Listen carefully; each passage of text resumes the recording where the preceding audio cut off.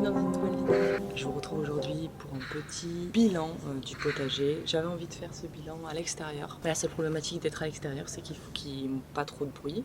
Bon, certes, j'ai un nouveau micro et j'espère que vous allez bien m'entendre. Et puis surtout, je suis dans la ville, donc en fait, il y a du bruit environnant, il y a du bruit de voitures, il y a des bruits de gens qui sont sur leur balcon, donc ça vit quoi. Donc j'espère que vous allez bien m'entendre. Donc le bilan du potager va être assez scindé par mois. Je vais pouvoir vous lier aussi des stories que j'ai fait en fonction de ce que je vous parle au moment T. Et puis je me suis fait une petite note, comme ça on parle des bonnes choses au bon moment. Alors cette année au potager, je me suis pas lancée non plus dans des choses trop compliquées. C'est-à-dire que la première chose que j'ai lancée au potager, c'est des salades. Et c'était des petites pousses, donc c'était des salades... Ah, peut-être que je peux vous montrer les... Je vais chercher ma boîte à graines. Donc je disais, la première chose que j'ai lancée au potager, c'est salade. Donc j'ai fait, il y a beaucoup de graines cette année que j'ai utilisées de la box Mon Petit Coin Vert. De la box Mon Petit Coin Vert. J'ai eu à travailler pour eux cette année, donc ils m'ont envoyé pas mal de box. Donc j'ai pu tester leurs graines et ça marche très bien, c'est super cool. Puis en plus dans la petite box, vous avez à chaque fois un petit accessoire, un petit manuel qui vous explique comment planter, les indications, les conseils et tout ça. Donc ça, je l'ai planté en février. Ça a très bien marché, j'ai pu en utiliser dans des salades. L'avantage c'est que comme c'est des micro-pousses, c'est pas des grosses salades que tu dois garder longtemps, c'est vraiment pour amener un petit peu de fraîcheur à ta salade, donc c'était assez cool et en plus il m'en reste, donc c'est presque sûr que j'en replanterai l'année prochaine. Ensuite, je reviens dans l'ordre, j'ai fait des semis comme chaque année, j'ai fait des petits semis dans des boîtes à œufs parce que ça permet d'être bien aéré au niveau des racines, et j'ai fait des semis de... Alors, tomates cerises, poire rouge, tomates cocktail indigo bio, les tomates cœur de bœuf, mais avec cette variété, enfin cette marque-là, c'est Sainte-Marthe, les aubergines, qui n'ont pas du tout fonctionné d'ailleurs, mes semis sont jamais sortis, et les poivrons cornes de taureau. Voilà, donc j'ai semé tout ça. Et je l'ai fait en mars. J'ai un peu attendu, normalement tu peux commencer les semis à partir de février, sauf qu'en fait à Lyon il faisait un peu frais, donc je me suis dit que je préférais planter plus tard pour être presque sûre d'avoir des fruits. Vous verrez que c'était pas forcément une très bonne idée. Ok, donc ça c'était mes semis. Ensuite, j'ai fait le choix aussi, donc j'avais déjà planté des concombres avec cette marque-là. Et en fait, j'avais jamais, si je crois, j'avais déjà essayé de faire des semis, mais je m'étais rendu compte que ça marchait très bien en pleine terre. Donc je les ai plantés en pleine terre, mais en mai. Et c'est le moment où j'ai aussi des pieds de fraises qui sont là depuis 2 ans. Et c'est les premières fraises qui sont sorties en février, donc j'étais assez contente. Comme quoi, au niveau des saisonnalités en ce moment, c'est vraiment totalement différent parce que plus il fait chaud tôt, plus tu as des fruits tôt. Donc c'est un peu un dérèglement, je pense qu'il va falloir prévoir les calendriers de plantation un peu plus tôt maintenant, vu qu'il fait de plus en plus chaud tôt. En mai, j'ai pu déplacer mes poivrons en terre directement. Alors, au niveau des semis, les semis qui n'ont pas du tout marché, c'est les aubergines. Je sais pas pourquoi, il s'est rien passé, rien n'a été sorti. Et j'ai aussi une variété de tomates qui n'a pas trop bien fonctionné.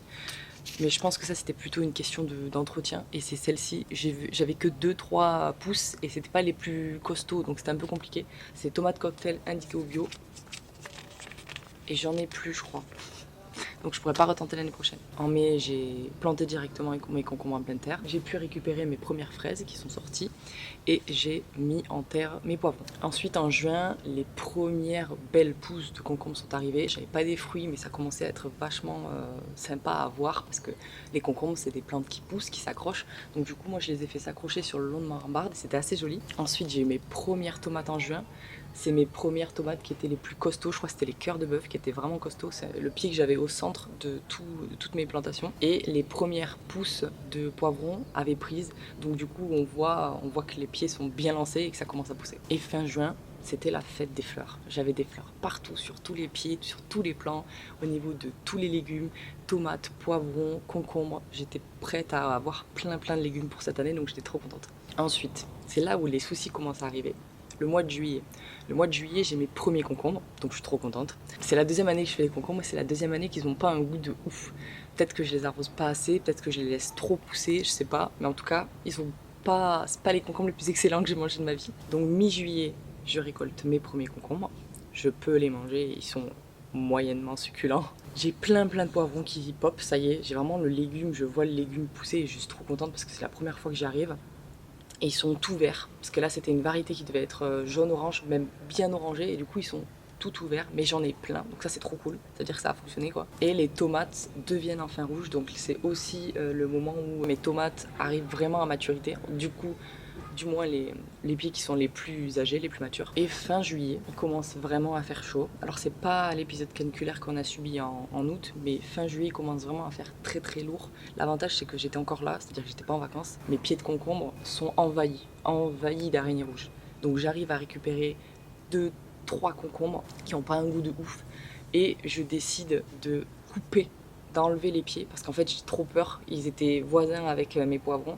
Et j'ai trop peur que mes poivrons soient attaqués alors que c'est la première fois que j'y arrive à les faire pousser. Donc je décide de tout couper. Donc plus du tout de concombre, je laisse tomber en fait. Et par contre, j'ai énormément de tomates qui sortent et ça c'est trop bien. Mais je n'ai pas au bout de mes surprises parce que malheureusement, les araignées rouges se sont répandues un peu partout sur mon balcon et du moins sur mon potager. Mais je m'en rends compte que début août. Donc début août, c'est le début de mes vacances. C'est le moment où je suis un peu moins présente. Et alors que j'avais plein de tomates qui arrivaient à maturité et que j'aurais pu me faire mes best salades ever, je me rends compte que j'ai des araignées rouges partout sur mes pieds de tomates et je suis dégoûtée. Je suis dégoûtée parce qu'en fait les araignées rouges, elles viennent directement abîmer le pied en lui-même, mais en fait même le légume, c'est-à-dire que même le légume il a perdu de sa couleur, il est un peu plus orangé et en fait il y en a, ça se voit, elles sont visibles sur les légumes et en même temps sur les fruits même, parce que les tomates c'est des fruits. Et mi-août, je pars en vacances et je récupère plus ou moins, je me dis c'est les dernières tomates que je vais avoir. Je laisse un petit peu de suspense, je retire pas les pieds, je me dis il y a encore des tomates dessus.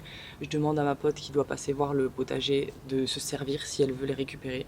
Parce qu'en fait moi je pars et je me dis bon, c'est un peu la fin, c'est pas grave, j'en ai bien profité, même si j'aurais pu en avoir des dizaines et des dizaines.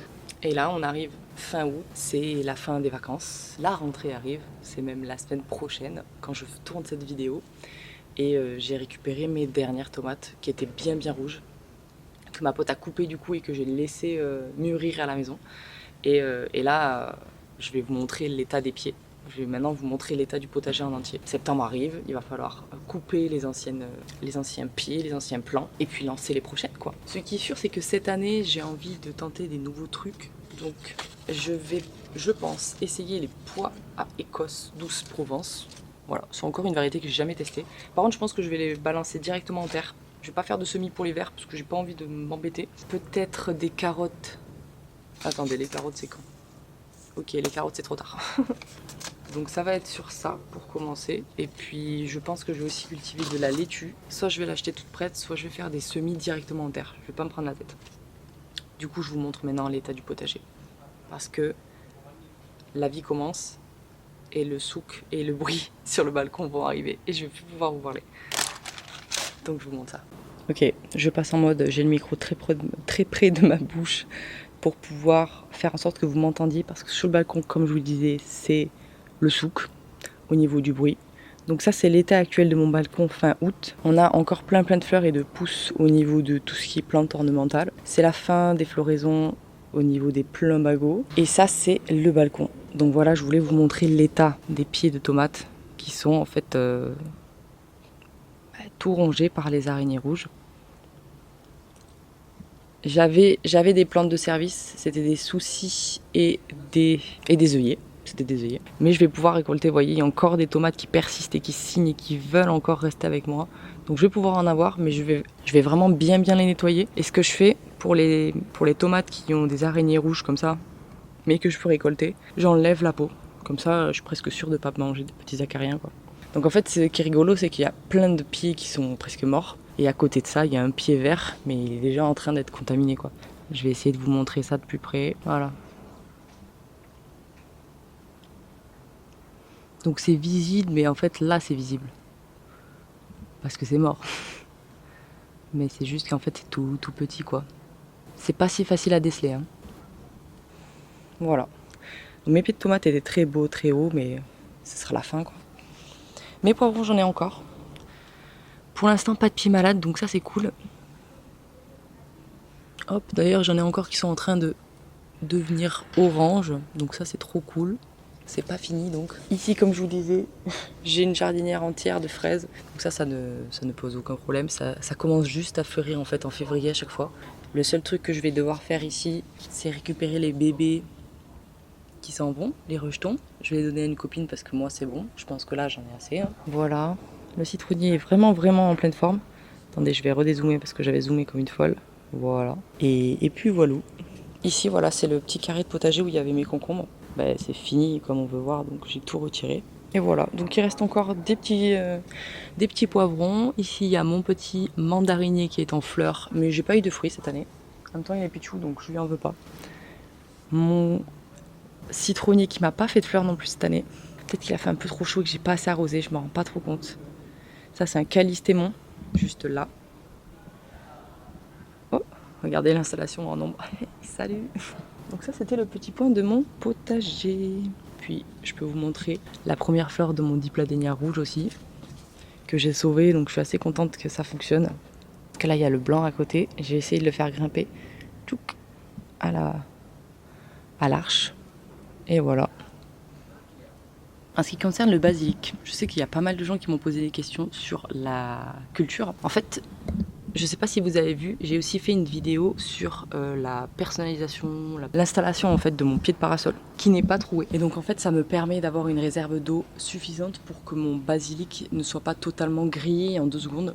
Donc je vous invite à aller voir la vidéo, je vous la mets dans le petit i. En fait il n'y a pas de secret, c'est une plante qui aime beaucoup l'humidité. Il faut énormément l'arroser ou alors il faut la mettre dans un pot à réserve d'eau, je pense que ça peut fonctionner. Voilà comment j'arrive à le cultiver. Il a une bonne réserve d'eau, les racines sont grosses je pense parce que le pied est très gros et ça marche bien. Voilà. Merci beaucoup d'avoir regardé cette vidéo, j'espère que ça vous a plu. Je suis vraiment désolée pour les bruits environnants, mais en fait, filmer sur son balcon, c'est filmer avec la vie autour. Là, on est dimanche matin, il est déjà presque 9 h, donc les gens commencent à sortir et à faire du bruit. Donc, merci d'avoir regardé cette vidéo, j'espère que ça vous a plu. Dites-moi si vous en voulez d'autres, si ça vous intéresse, si ça vous dérange pas le bruit autour, parce que c'est la vie de la ville. Et puis, je vous dis à bientôt pour une nouvelle vidéo. Salut!